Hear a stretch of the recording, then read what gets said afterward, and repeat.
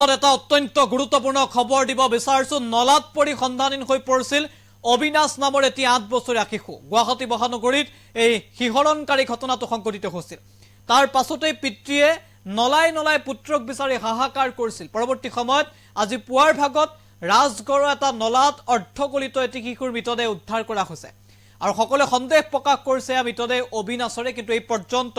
এই মৃতদেহ অবিনাশৰ হয়নে নহয় তাক লৈ কোনো ধৰণৰ নিৰ্দিষ্ট তথ্য আহি পৰা নাই কিন্তু এটি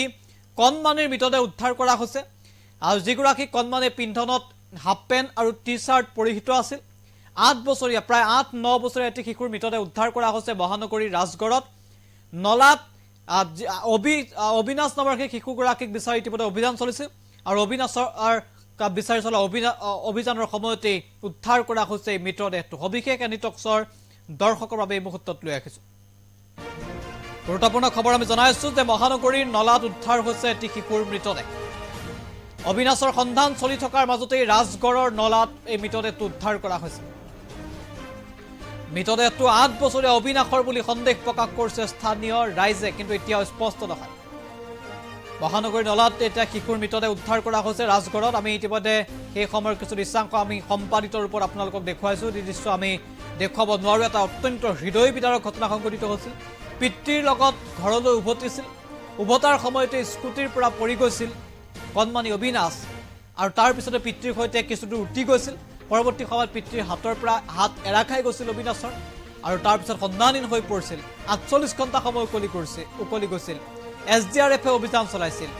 আৰক্ষীয়ে অভিযান চলাইছিল বিচাৰি পোৱা নাছিল পৰৱৰ্তী সময়ত পিতৃয়ে নলাই অভিযান চলাইছিল বিচাৰি ফুৰিছিল পুত্ৰক হাহাকাৰ কৰিছিল পিতৃ মাতৃয়ে বিচাৰি পোৱা নাছিল এটি শেহতীয়াকৈ মুখ্যমন্ত্ৰীয়ে পৰিয়ালক সাক্ষাৎ কৰিছিল আৰু আজি পুৱাৰ ভাগত ৰাজগড়ৰ নলাত বিচাৰি থকা অৱস্থাতে অবিনাশক বিচাৰি থকা অৱস্থাতে এটি শিশুৰ মৃতদেহ উদ্ধাৰ কৰা হৈছে কি অবিনাশ বুলি সন্দেহ প্ৰকাশ কৰিছে পিন্ধনত হাফ পেন্ট আৰু টি-শাৰ্ট পৰিহিত হৈ আছিল ইতিমধ্যে GMCHৰ মৰ্গত ৰখা হৈছে মৃতদেহ মৰণোত্তৰ পৰীক্ষাৰ বাবে তাৰ পিছতে হয়তো স্পষ্ট হ'ব যে অবিনাশৰ মৃতদেহ হয় নে নহয় কিন্তু সন্দেহ প্ৰকাশ কৰিছে প্ৰায় ৮০% নিশ্চিতি প্ৰদান কৰিছে বহুতে যে অবিনাশৰে মৃতদেহ এই ঘটনা সন্দৰ্ভত ইতিমধ্যে আৰক্ষীয়ে অভিযান